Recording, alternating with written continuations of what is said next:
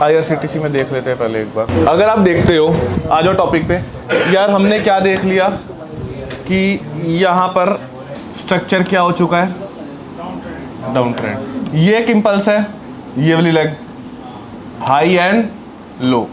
मेरे को क्या फाइंड करना है, करेक्टिव, राइट। देख लो एक बार, हाई एंड लो है, मेरे को कौन सी मूव फाइंड करनी है, ये करेक्टिव करके कहाँ से गिरेगा, राइट।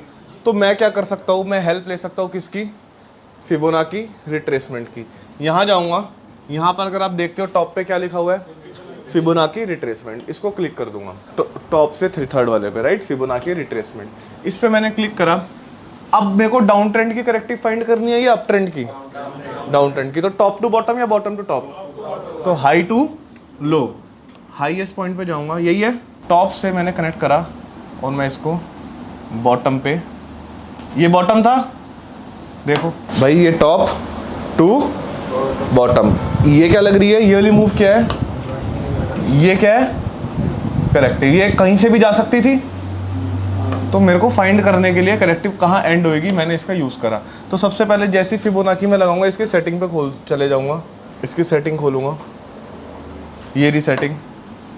मैं इसमें से ना सब कुछ बंद कर दूंगा, सिर्फ ये 3 लेवल ओपन रखूंगा। कौन कौन से, 0.382, 0.618 एंड 0.5 के लेवल। ये इस सीरीज के गोल्डन रेशियोज है, मतलब ये पूरी की पूरी क्या है, सीरीज दे रखी है जो फिबोनाची ने दी थी। लेकिन इनमें से सबसे ज़्यादा या कौन से है, गोल्डन रेशियोज काम आती है। और गोल्डन रेशियोज कौन सी है, 0.5, 0.618 एंड 0.382, राइट।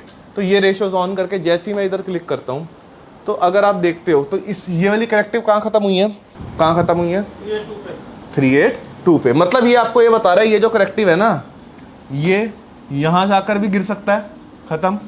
ये 0.5 से भी गिर सकता है, और ये 0.618 से भी करेक्टिव एंड हो सकती है।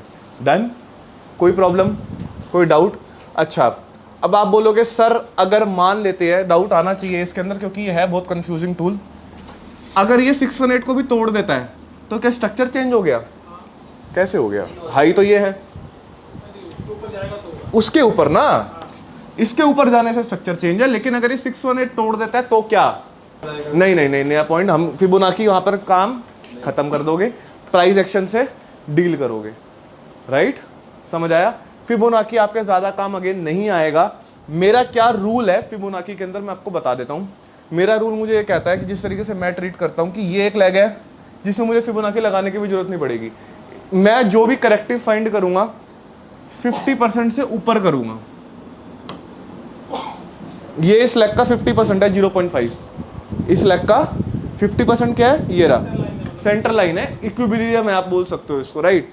मैं इसके ऊपर ही करेक्टिव एक्सपेक्ट करूंगा खत्म होने के लिए, यहां से लेके कहां तक, यहां तक। मतलब 0.382 का मैं सिग्निफिकेंस नहीं मानूंगा, मैं 0.5 का भी सिग्निफिकेंस नहीं मानूंगा। मेरे को करेक्टिव एंड कहां चाहिए, 0.5 से ऊपर कहीं पर भी। जरूरी नहीं है 618 भाई, ये यहां से भी होगी तब भी 0.5 से लेके 100, यही है ना, इसके बीच में एंड होगी। मतलब मैं इससे ऊपर ही करेक्टिव चाहूंगा। मतलब जैसे ये समझो इसको इस तरीके से, अभी के एग्जांपल पे चलते हैं। लेट सपोज मैंने फिबोनाची रिट्रेसमेंट पिक करा एंड मैं, टॉप ये है भाई, ये क्या हुआ, एक इंपल्सिव लगी, ये करेक्टिव लगी, यहाँ से दोबारा इंपल्सिव लग रही है। टॉप से बॉटम, बॉटम देखना पड़ेगा अभी अपने को कहाँ तक का है, टॉप टू बॉटम मैंने कनेक्ट करा। इस मूव का 50% कहाँ है भाई, देखो इसी वजह से कह रहा था मैं कंसीडर नहीं करता। पहले ये 382 पे आया, 382 पे आके लाल कैंडल बनाई, क्या कह रहा है, शॉर्ट मार दो, क्या होता, फेल हो जाते। फिर 0.5 पे आया, 0.5 पे आकर भी इसने रिजेक्शन, क्या हायर प्राइस रिजेक्शन बनाया क्या, फिर दोबारा ये फेल होने के कगार पे है। भाई देखो पहला शॉट इसने कहाँ दे दिया था, यहाँ दे दिया, यहाँ मार दो, इसके लिए नहीं अचीव हुआ, एसएल आ गया। फिर दूसरा कहाँ दे रहा है, यहाँ पर भी नहीं होगा, प्रोबेबली एसएल आ जाएगा। तो मैं कहाँ डिफाइंड, मैं इससे भी बच गया क्योंकि मेरा रूल क्या कहता है, 0.5 से ऊपर ही काम करूंगा। मैं इससे भी बच गया, मैं इससे भी बच गया। मेरा सिंपल है, या तो ये यहाँ से आए तो मैं करूंगा, या यहाँ से लेके सबसे बेटर क्या है, ये है, वो आगे पढ़ाऊंगा एंट्री मॉड्यूल्स के अंदर। सबसे बेटर मैं तो चाहता ही हूँ ये ना यहाँ से ले, ना यहाँ से ले, ना यहाँ से ले, कहाँ से ले, यहाँ से इम्पल्सिव बनाए तो सबसे बेस्ट सिनेरियो है। तो सिंपल रूल रख सकते हो आप, इसको यूज़ कर सकते हो कैसे कि 50% से ऊपर ही करेक्टिव लगे, वही उसको ही करेक्टिव में कंसिडर करना, 50% से नीचे वाली को करेक्टिव मानना ही मत। हाँ हाँ, इसमें यूज़ करें या पहले दिन के चार्ट में यूज़ करें? पहले दिन के मतलब पहले दिन जो चला गया है, जो क्लोजिंग है उसके हिसाब से देखिए। नहीं, आप नॉर्मल करंट मार्केट पे लगाया ना ये। IRCTC market is open right now, IRCTC is working. मुझे पता है IRCTC क्या चल रहा है, डाउन ट्रेंड में चल रहा है, और मुझे पता है ये इम्पल्सिव थी, ये क्या लगाने जा रहा है, करेक्टिव लगा रहा है। मेरे को बस ऐसा पॉइंट चाहिए IRCTC को शॉर्ट मारने के लिए जहाँ पे करेक्टिव एंड होएगी और इम्पल्सिव स्टार्ट होएगी। बेसिकली जैसे ये एक इम्पल्सिव थी, तो मुझे कौन सा पॉइंट चाहिए, ये पॉइंट चाहिए ताकि मैं ये मूव ट्रेड कर सकूं। अब दोबारा ऐसे ये करेक्टिव जा रही है, मेरे को एक ऐसा पॉइंट चाहिए जहां से मैं ये वाली मूव ट्रेड कर सकूं। तो वो मूव हम कहां फाइंड करेंगे, 50% से ऊपर डाउन ट्रेंड के केस में, और अप ट्रेंड के केस में 50% से नीचे, राइट। अब कुछ एग्जांपल देख लेते हैं अप ट्रेंड के केस के। कौन सा स्टॉक बता रहे थे आप, स्पेल करना, SCHNE।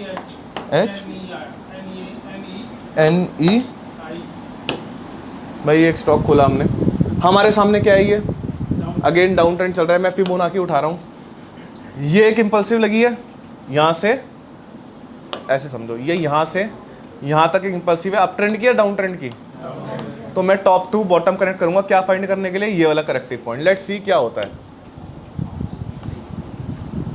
टॉप से मैंने बॉटम कनेक्ट करा, तो अगर आप देखते हो तो ये वाली क्या हमारे रूल के अंदर आ रही है, हाँ ऊपर 0.5 से ऊपर कहीं पर भी ढूंढ सकता हूं मैं, वो पॉइंट वो प्राइस एक्शन से ढूंढ लेंगे, वो 618 का वो हो सकता है, वो ये भी बनता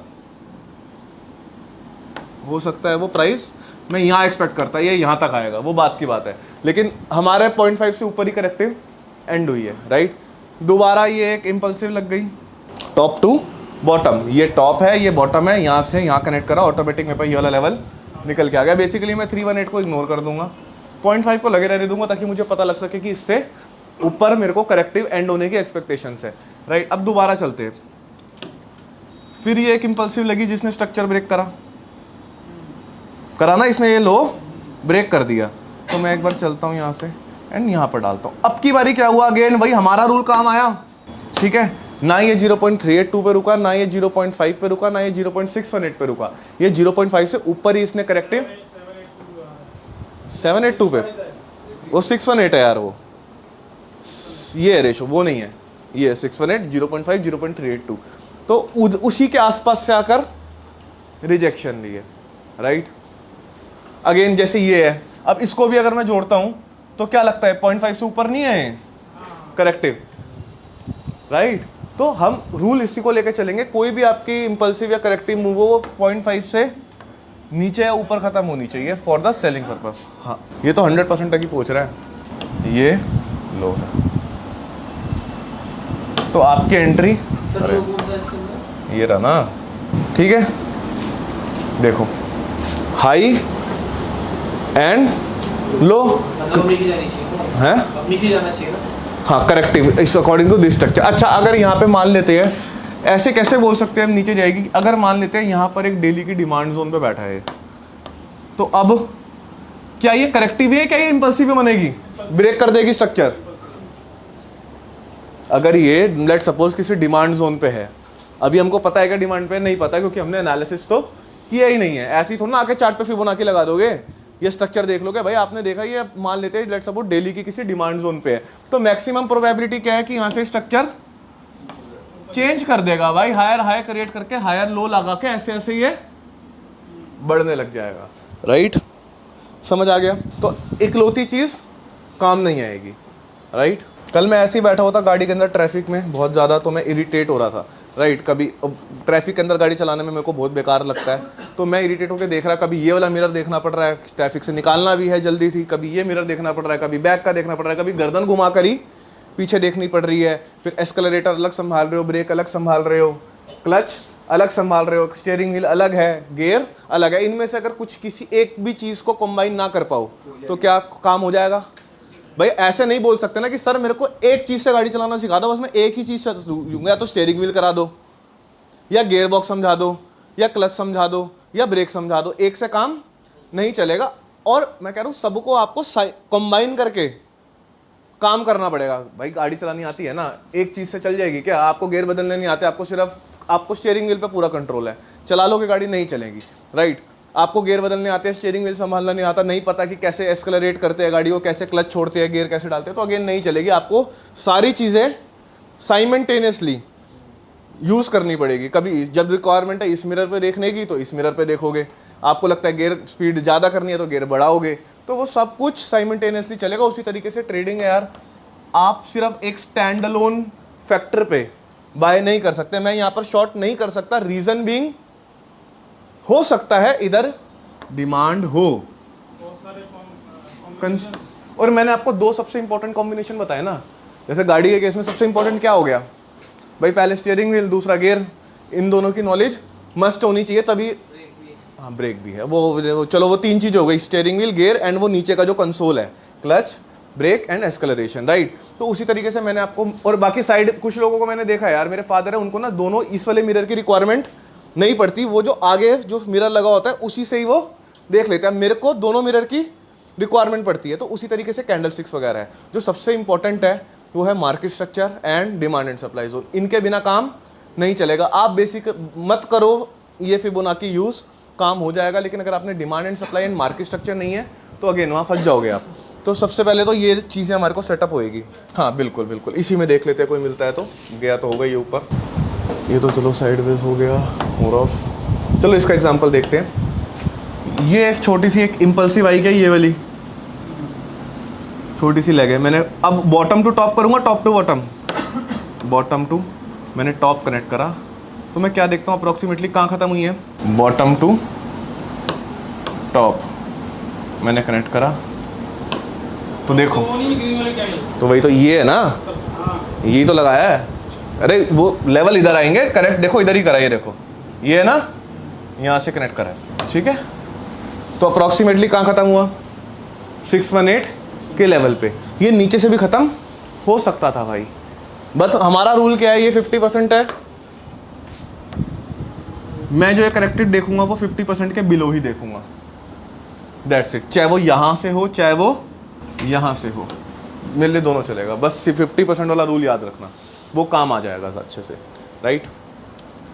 और एग्जांपल देखते हैं अब ट्रेंड की मार्केट के। ये वाली एक लेग पकड़ ले, ये वाली लेग भाई, बॉटम टू टॉप मैंने कनेक्ट करा, टॉप ये था मेरे लिए। ये वाली कहाँ ख़त्म हो गई, पहले देखो 318 पे आई, बाइंग दिलवाई, कामयाब, टारगेट आ जाता क्या एट द एंड, क्या हमारे वाला भी वैलिड रहा कि 50% से नीचे होती है भाई, देख लो 618 को भी तोड़ के ऊपर घुसी है। तो यही एक्सपेक्ट करना कि अगेन आपकी ना बाइंग यहाँ होती ना आपकी 0.5 पे होती, आपकी बाइंग कहाँ होती 0.5 से बिलो, इस एरिया के अंदर। डिस्काउंट जोन बोलते हैं इसको, ऊपर वाला प्रीमियम, नीचे वाला डिस्काउंट। अप ट्रेंड के केस में बेसिकली ये सारा, अगर यहाँ कहीं पर बाय करते हो 50% से ऊपर तो आप किस पे बाय कर रहे हो, आप प्रीमियम पे, और अगर 50% से बिलो करते हो तो डिस्काउंट पे, तो डिस्काउंट पे बाय करेंगे, राइट। और एग्जांपल्स देख लेते हैं यार कुछ अच्छे अच्छे। इसका देखें एक बार ही ट्राई करके, ये एक इम्पल्सिव बनी है, यहाँ से कंसिडर कर लेते हैं। ये एक करेक्ट है, देखो 0.382 तक आया ही नहीं। इसको अगर मैं कनेक्ट करता हूँ तो आप देखोगे बिल्कुल कहाँ तक आया है, ओरिजिन वाली डिमांड ओवी तक आया है, ठीक है, चल जाएगा अपने को। तो आई होप आपको फिबोनाची रिट्रेसमेंट समझ आ गया होगा, राइट। यूज़ नहीं भी करोगे तो भी चल जाएगा, कोई प्रॉब्लम नहीं है।